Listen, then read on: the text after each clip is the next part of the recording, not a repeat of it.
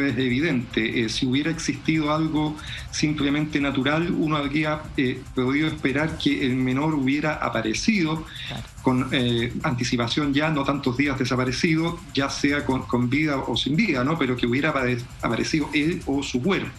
El hecho de que ya llevemos una semana, de que ha existido un amplio operativo en que se ha peinado el sector, se ha hecho una búsqueda, como se le denomina policialmente, de rastrillo, ¿no? Buscando en cada uno de los lugares a ver si se puede encontrar algún rastro de él, más bien daría cuenta de que la hipótesis de la intervención de terceros yo creo que toma fuerza, y a partir de eso, por cierto, es necesario que se desplieguen cada vez mayores esfuerzos investigativos. A mí me parece muy bien que el fiscal esté en terreno coordinando las operaciones en un tema que, insisto, por la experiencia que hemos tenido previamente, justamente después comienza a generar bastantes críticas a lo que no se hizo, ¿no? Y por lo tanto me parece muy bien que se intente desplegar con el mayor uso posible de recursos todos los esfuerzos para que el menor Tomás aparezca. Mira, por experiencia propia y ajena en este tipo de situaciones de desapariciones o de investigaciones policiales, y recuerdo varias, no voy a nombrar ninguna porque no quiero entrar en comparaciones que pueden ser complejas en un caso que está abierto. Pero hay un tema que tiene que ver con las filtraciones desafortunadamente no puedo poner ejemplos para que a la gente le quede claro, pero han habido situaciones de filtraciones a veces de la propia policía que luego ha sido amplificado por titulares de diarios, por ejemplo, informaciones que se han entregado en contextos, digamos, de conversaciones con los periodistas o con los editores, fuera, digamos, de cámara, y que luego han terminado distorsionando gravemente la investigación. Entonces, ahí yo creo que hay una cuota como de conciencia que tienen que tener los medios, nosotros, y también el Ministerio Público, porque tampoco el Ministerio Público es muy libre de filtraciones y situaciones que lo han puesto en una posición sumamente compleja a nivel, digamos, de investigaciones criminales y también políticas. Entonces, solamente puntualizar aquello, generalmente posterior a este tipo de casos viene una avalancha de datos, rumores, señoras que dicen, que dijo, en fin. Y ha ocurrido, y está documentado, digamos, y ahí coincido plenamente con el abogado, que un dato mal puesto, con una sensibilidad social demasiado alta, puede terminar perjudicando gravemente la investigación. Puede que el culpable nunca pague, o puede que pague otro que no es el culpable, en fin, o sea, de verdad que ahí hay que tener conciencia de que aquí no solamente hay un nivel policial, social, sino que también mediático, y que no es una anécdota el elemento mediático, sino que yo diría que es tan importante como los otros dos elementos a la hora de enfrentar una investigación. Bueno, y lo hemos visto los primeros días cuando llegaron vecinos con palas a tratar de buscar al niño, porque habían videntes que a través de redes sociales decían que el niño estaba enterrado en la parte trasera de esta casa de la familia materna. Entonces, es una situación súper compleja, y yo entiendo el sentido que se le da a no que la carpeta se ponga secreta, pero se sigan realizando las distintas investigaciones, y me parece fantástico que no se descarte ninguna. Pero a partir de lo que nos decía Carlos Gajardo, me da la impresión que la intervención del Puma ya queda como descartada absolutamente, y más sumado a los antecedentes que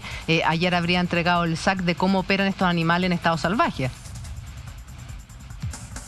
No, efectivamente, yo creo que en general uno puede pensar de que a medida que pasa el tiempo hay más posibilidades y más antecedentes de intervención de terceros, y ratifico todo lo que dice José Antonio, ¿no? Efectivamente hay que ser muy responsable en estos casos.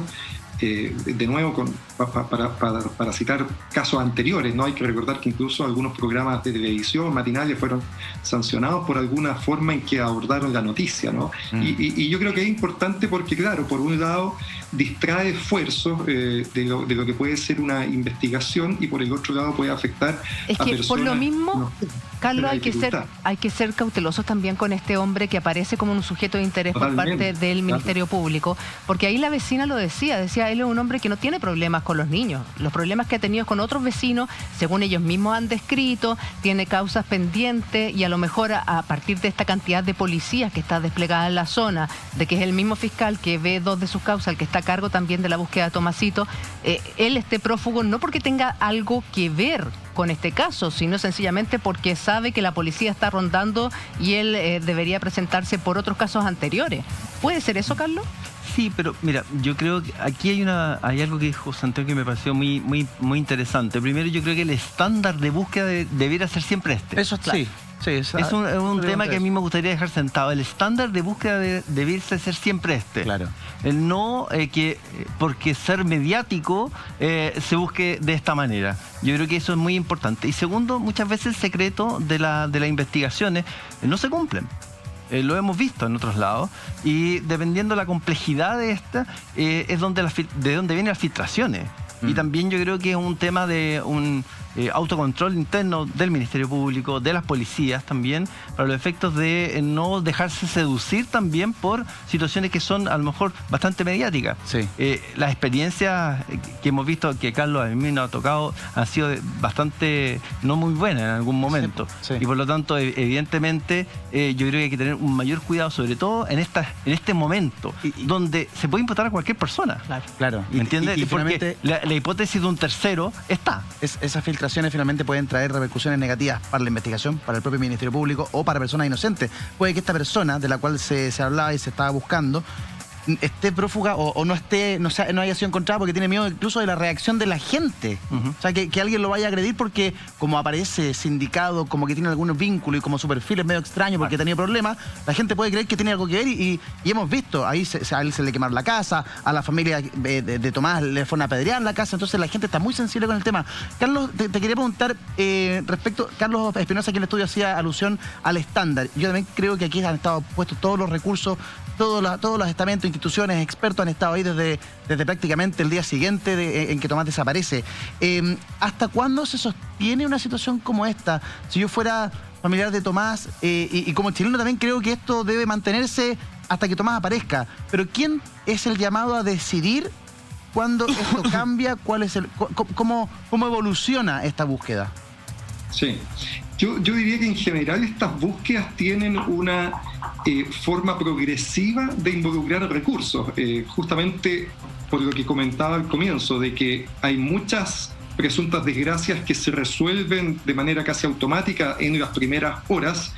La policía y los equipos investigativos deben concentrarse en aquellas que son más complejas y donde la persona desaparecida no aparece, y por lo tanto eso implica que a medida que pasa el tiempo progresivamente se van aumentando los recursos para tener una búsqueda exitosa, y es lo que hemos visto en este caso. Probablemente durante las primeras horas no hubo tanto esfuerzo investigativo, se pensó que el menor podía aparecer en cualquier momento. Como eso no fue ocurriendo, cada vez se han ido incorporando mayor cantidad de instituciones y de personas en la búsqueda. A mí eso me parece correcto. Creo que sí, lo que es muy importante es, y por eso es importante la experiencia, el conocimiento, el estudio de los equipos investigadores, que ellos tengan la capacidad de discernir inicialmente y de manera rápida qué casos son aquellos que efectivamente tienen más cara, hay más indicios de que se van a convertir en una efectiva desaparición, para no perder esos minutos, esas horas valiosas iniciales y comenzar a hacer con mayor, diría yo, rigurosidad, con mayores recursos las búsquedas, porque evidentemente, para poner los números que hablábamos al comienzo, no es posible que en las 8.000 presuntas desgracias que se realizan inicialmente estén todos los recursos puestos inmediatamente, cuando sabemos que muchas de ellas se van a resolver sin intervención incluso de la policía. Sí. La intervención de los recursos debe ser progresiva, y para eso es fundamental que los equipos policiales y los fiscales estén entrenados para poder determinar qué casos efectivamente son aquellos que van para allá. Y yo creo que eso también va a ser parte de lo que se va a ver una vez que ya este caso, esperemos que sea pronto, Tomás aparezca y se cierre, porque dentro de los horarios que a uno le llamaban la atención, se decía que a las 21:05 habían informado a Carabineros respecto de la pérdida de este menor, y por otro lado la fiscal Carolina Molina, quien estuvo a cargo los primeros días, decía que recién a ella le había llegado la información a las 2 de la mañana. Entonces, ¿qué pasó entre las 21:05, que se dio aviso a Carabineros, hasta que llega la información a la fiscal? ¿Qué pasó en todo ese rango de horas? Porque tal como lo decías tú, Carlos, esas horas, las primeras horas son fundamentales. Son fundamentales, y te agrego un punto donde un equipo investigador debiera ser mucho más cuidadoso, ¿no? Probablemente cuando estamos hablando de niños, niñas, en este caso de 3 años, pero en general menos de 10 años, probablemente debiera haber una preocupación mucho mayor. Es más posible que un adulto pueda desaparecer voluntariamente, ¿no es cierto? Claro. Qué sé yo, irse a carretear con amigos, lo que sea, que eso ocurra con un niño. Cuando estamos hablando en este caso de un niño de 3 años, la posibilidad de que haya habido una huida voluntaria es casi mínima, y por lo tanto en este tipo de casos, y por eso hablaba de la necesidad de tener buena preparación, buena experiencia, buen conocimiento, la búsqueda debió probablemente iniciarse más rápidamente. No digo más rápidamente en este caso específico, sino más rápidamente comparados con otro tipo de presuntas desgracias.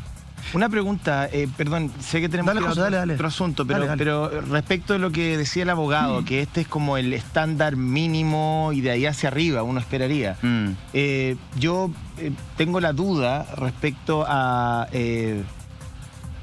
bajo qué criterios se monta una búsqueda de este tipo. A mí me parece óptimo lo que está pasando, ¿eh? Se los digo desde ya, o sea, me parece óptimo cómo se ha sumado esfuerzo de diferentes organismos, han sido muy oportunos, la declaración de secreto me parece también oportuna, poco perturbadora para la investigación, en fin, me parece óptimo, y coincido con el abogado que debería ser un estándar mínimo, y de ahí hacia arriba, pero hemos visto otros casos, digamos, y aquí en el mismo programa hemos tratado casos de búsqueda de personas. Claro, aquí se trata de un niño, hay una sensibilidad adicional, una persona vulnerable por su edad, uno puede hacer ese tipo de consideraciones.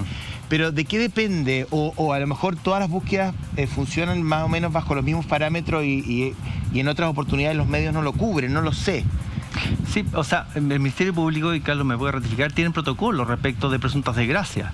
Hay fórmulas de investigación también que tienen las policías y policías de la PDI y de carabineros que son especializados en búsqueda de personas.